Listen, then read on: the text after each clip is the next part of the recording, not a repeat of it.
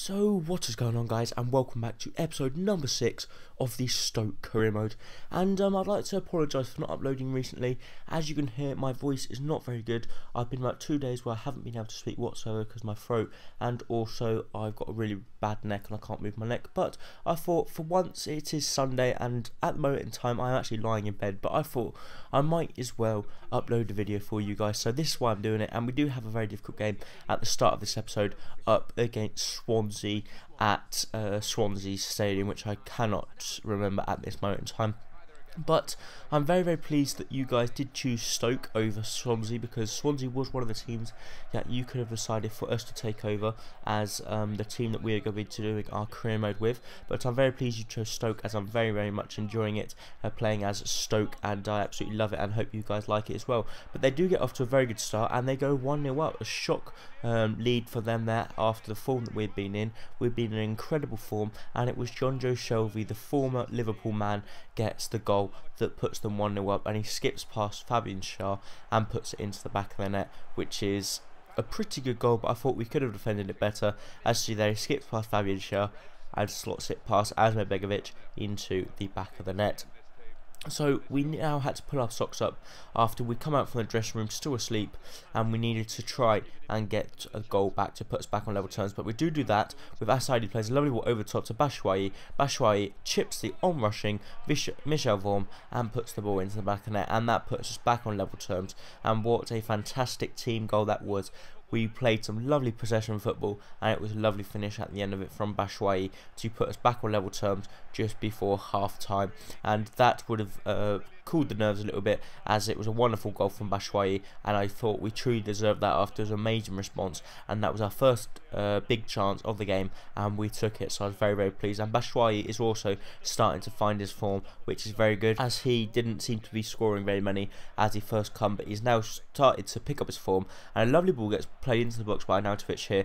Saidi has a very good shot, but an absolutely outstanding save from Michel Vorm denies us from getting that goal. But this time we do get the desperate goal that we needed. Batshuayi gets the ball, plays an absolute delightful ball over the top to Saidi, and Saidi with a diving header slots it past Michel Vorm. This time he is not able to save it, and we get the goal, which puts us in front, which I'm very pleased about. And it was, as you see there, Kanyas is not happy with his marking, as Saidi was played through and there was no one catching up with him at the far post. I think it was Kanyas that was trying to catch up with him, but he couldn't, because Saidi's speed is so quick. But thankfully for us, we are now 2-1 up in this game, and hopefully we can hold on to this lead and draw out the result and get the 3 points to take back to the Britannia Stadium, which would be ecstatic if we could, as Michel Vorm was on top form, but we did show amazing response, actually do very well. But unfortunately for us, Davies picks the ball up, plays it to Boney. Boney comes through, and I'm surprised there that we didn't actually clear that. It does go out for a corner, and the resulting corner does come in. It was Nathaniel Dyer that put the ball in the box, and it was Boney that met it. He does very well to meet it, and John Joe Shelby once again is at the back post to head that one in. No one was marking him at the back post, and I was a little bit disappointed there that no one was there to prevent or to even put some pressure on him. And the pressure was now back on us after this is the 66th minute, and we only have 30 minutes now to try and get back on, or get back in front. And this time Batshuayi over the top to Asadi. Asadi plays it back to Batshuayi. He plays a lovely ball over the top to Stephen Ireland. Stephen Ireland puts a good ball across, and it was Arnautovic there at the back post to slot that past Michel Vorm, and we are now back in the lead. And this is now 3-2, which is like a mirror result from the last game of last episode, where we went on and won 3-2 in the last episode as well. But I was extremely happy that Arnautovic was at the back post, and he showed lovely composure to let it bounce before him, see how the goalkeeper made his move, and once he saw that Michel Vorm hadn't rushed out to come and get him, he managed just to slot it in just before Michel Vorm dives on the ball to stop it from going into the back of the net. But Arnautovic gets the goal, which looks like we were going to get the 3 points. But in the last minute of the game, they play a good ball through to Leon Britton, but it was an absolutely delightful save from Asmir Begovic, and we do then manage to get the ball clear, and that was it. Stephen Monks, or I can't remember his name, something Monks team could not get the result after they showed real gut performance. John Joe Shelby does get an 8.3 match rating, but Batshuayi with an amazing 9.5 match rating and a man of the match deserves all the credit for that game, as he played extremely well, and I am really pleased that Batshuayi has now found his form, and hopefully he can keep that up in the coming episodes. So now we do have a very difficult game against Sunderland at the Britannia Stadium, but if we want to be doing well in the Barclays Premier League, Sunderland is a sort of team that we need to be beating. We're currently sitting in 6th place on 22 points, and we're on the same point as Arsenal, but they do get the very first chance of the game. They play the ball out wide, and they play a very good shot. It was a very good save, I should say, from Asmir Begovic. But unfortunately for us, in the 90th minute, it was a very, very boring game. They do go and get the killer goal, and it was Adam Johnson that actually got that. And actually, that was the only highlight in the whole of the game. Gardner was with a shot, and we tried to block the follow-up, but unfortunately couldn't. And that was how the game finished, or that is how we thought the game would have finished, as Matthew Everton plays the ball out wide to Asadi. Asadi does very well to skip past Giaccherini, plays a wonderful ball into the box, and it comes to Jonathan Walters, and Jonathan Walters finds the back of the net, and that is it. We have now got the goal, which puts us back on level terms, and that is also a very important goal, as our home record is still unbeaten. After 6 episodes, we have still not lost at home in the Barclays Premier League, which is some amazing achievement. We have lost once or away from home, I think, or maybe more than once, but that was a record that I never thought I was held at the start of the season, especially taking on Stoke. It's not like taking on a massive team, no disrespect to the Stoke supporters, but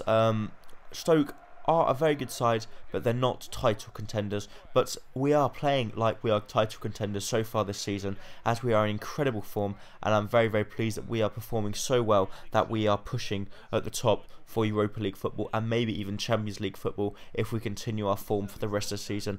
But that is not going to be a likely possibility, as we have not got the good enough squad to actually go ahead and play that well to get Champions League football. But actually there, John Agudelo is out for 3 weeks, but surprisingly or not, he does come straight back and say that he is not injured anymore, which is a little bit weird. But we do have a game up against the Netherlands, and we end up losing this game, and Van der Vaart gets the goal, so we end up losing that game. Our first result as France manager, we go ahead and lose, but thankfully for us, we do go ahead and beat the Ivory Coast 2-1, I believe we won in the end, which is very, very good to see. Or actually 1-0, and it was Kabai that gets the goal, which is not the best result, but the speculation was saying that it wasn't the best result for us, as it was our first game as France manager and we did not end up winning. But against the Netherlands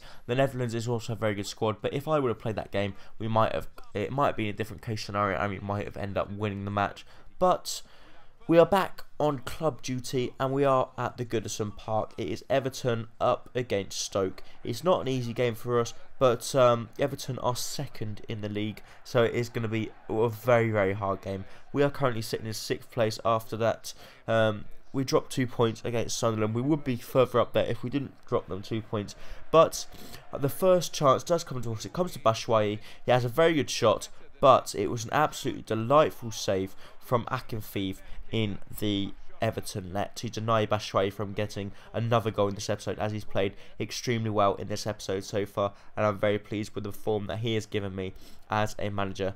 But Bentley puts the ball in the box. It comes to Fabian Schär, but unfortunately Akinfeev takes it away from his head, and it was a pretty comfortable catch for him in the end. But Lukaku has a good shot, and Asmir Begovic denies him from getting the goal. So it is a pretty even match game. No one really deserved to win so far. No one had good chances, and just before the half-time break, they do have a good chance here from the corner, but we do manage to get the ball clear, only to the edge of the box as it comes to Jagielka. Jagielka plays it back to Pina. Pina should score, but actually fires his shot wide, which for me is a delight that he fired it wide, but for them they would have been a little bit disappointed. But another wonderful ball over the top to Ireland. Akinfeev this time makes a wonderful save from his feet, and that pretty much just summed up our performance. We were not good enough to finish past Akinfeev, and we did not have any clear-cut chances apart from that one, and Akinfeev denied us from scoring that goal, which would have pretty much finished the game off, as it didn't look like neither team were going to score. But Nzonzi has a good shot, but unfortunately it does go over the bar, and like I said before, nothing really deserved to win, no one deserved to win, but we do have a good chance right in the dying stages. It's Batshuayi comes through, but unfortunately Akinfeev was on top form and denies us once again from getting that goal, which would have won us the game. And that was how the game finished, 0-0, so it's not a bad result against second in the league, and Everton are in top form.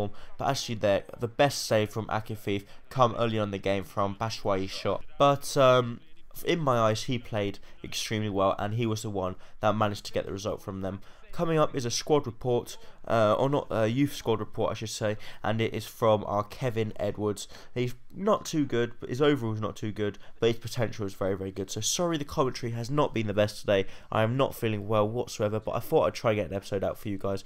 So thank you so much for watching, and I hope to see you next time, and hopefully you liked it. Bye bye.